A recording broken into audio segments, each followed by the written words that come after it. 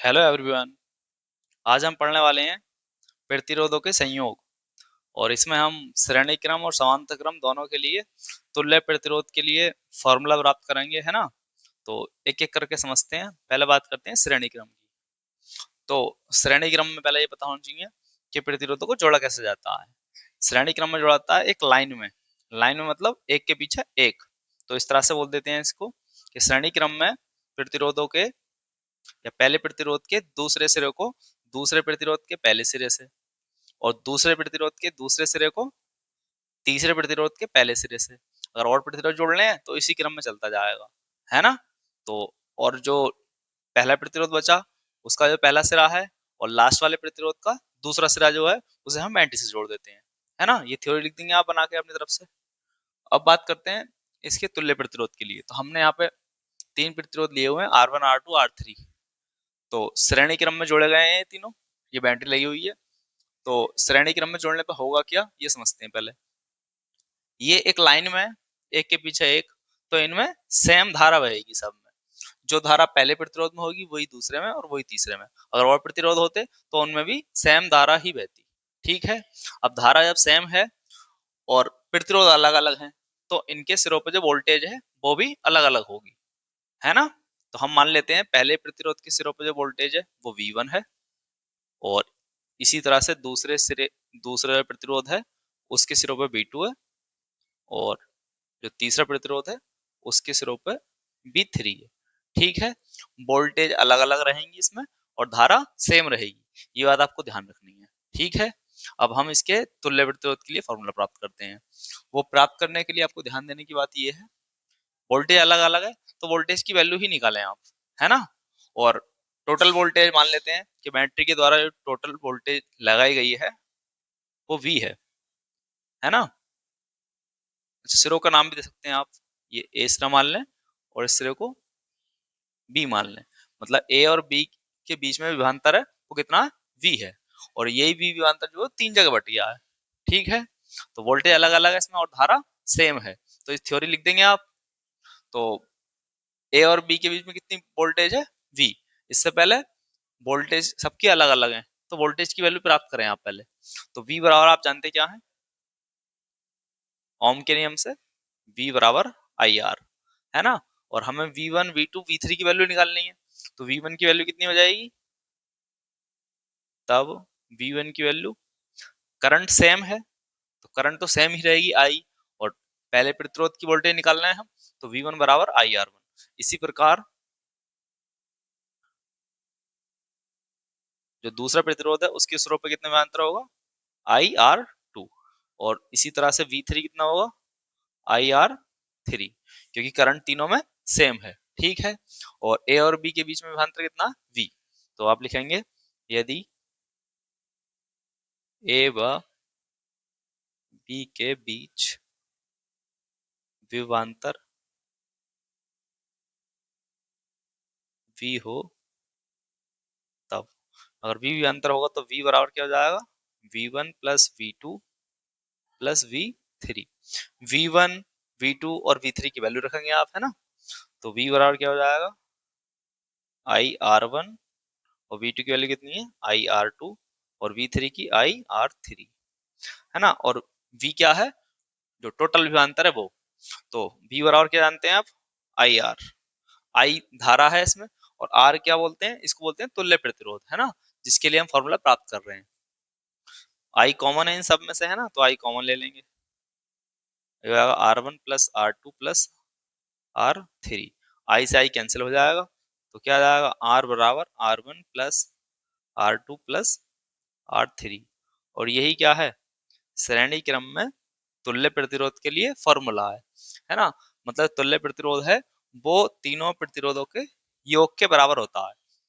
इसलिए ऐसा बोला जाता है कि जो श्रेणी क्रम में प्रतिरोध होता है वो हर एक प्रतिरोध से उसका मान ज्यादा होता है ना। अब बात करते हैं श्रेणी क्रम की। ध्यान भूलना नहीं है आपको इसे कैसे प्राप्त करना है। फॉर्मूला इसका, जो चीज अलग है, वोल्टेज अलग है, तो वोल्टेज के लिए वैल्यू प्राप्त करें आप, फिर टोटल वोल्टेज निकाल दें। ठीक है। इसी इसी को भी हम ऐसे करेंगे। इसमें बताइए, जब इनको नाम दे देंगे ए और बी, है ना। तो पहले बात करते हैं इसमें जोड़ते कैसे हैं हम प्रतिरोधों को।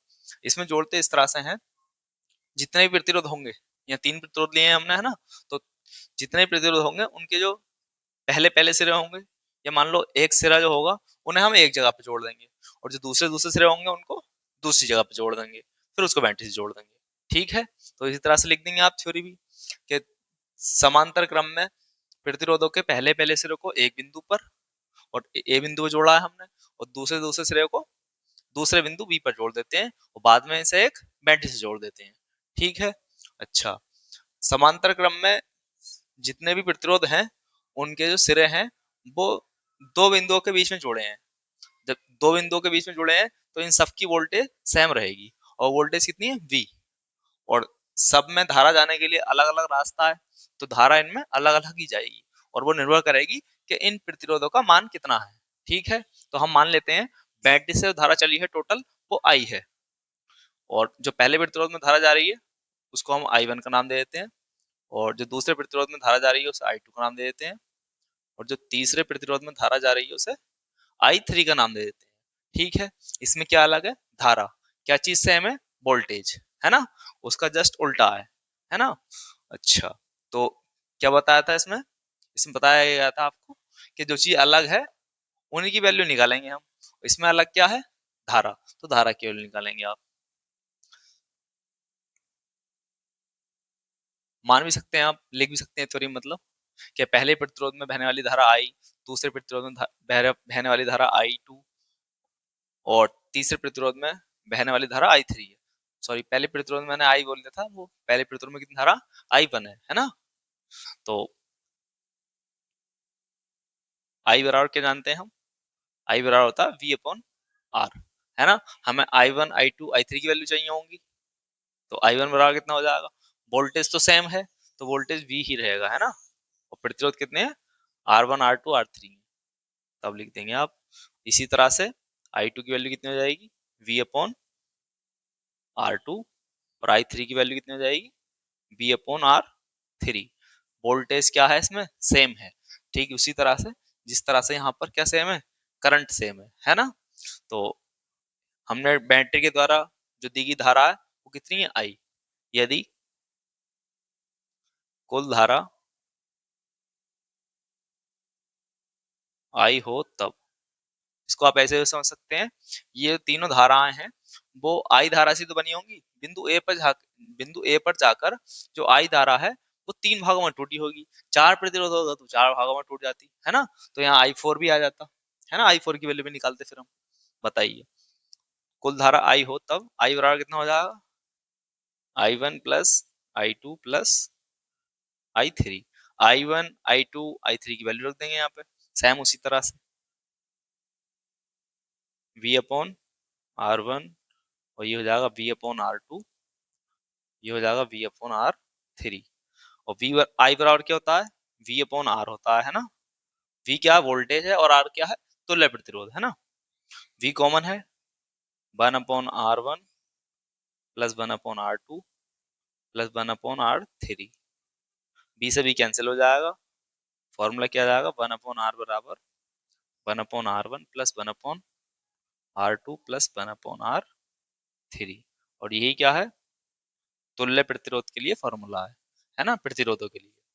अच्छा, इसमें जो तुल्य प्रतिरोध की वैल्यू है वो इन सब में R1 R2 R3 में जो सबसे छोटा प्रतिरोध होगा उससे भी कम आएगी, है ना, R की वैल्यू। इसलिए बोला जाता है समांतर क्रम का जो प्रतिरोध होता है वो कम होता है ना। क्वेश्चन ये है कि हमारे घर की जो वायरिंग होती है, मतलब तार जोड़े जाते हैं, वो कौन से क्रम में होते हैं, तो वो समांतर क्रम में ही होते हैं, है ना। इसमें और भी बातें हैं बहुत सारी, जैसे अगर इसमें हम जैसे R1 R2 R3 को आप बल्ब मान के चलिए, है ना, बल्ब पंखे जो भी आप कहें, है ना। तो अगर हम R1 में सप्लाई बंद कर देंगे तो R2, मतलब दूसरे बल्ब और तीसरे बल्ब पर कोई फर्क नहीं पड़ेगा, है ना। तो इसलिए जो घरों की वायरिंग है वो समांतर क्रम में की जाती है, और इसका प्रतिरोध भी कम होता है ना, तो कई सारे फायदे हैं इसके। अच्छा, इसमें जो है, इसमें अगर हम R1 R2 R3 को बल्ब या पंखे मान के चलें, तो इसमें अगर हम इसको बंद करेंगे तो एक की तार से जुड़े हुए हैं, सब एक लाइन में जुड़े हुए हैं, तो जब इसमें सप्लाई बंद हो जाएगी तो सभी में सप्लाई बंद हो जाएगी, है ना? ये सारी बातें हैं।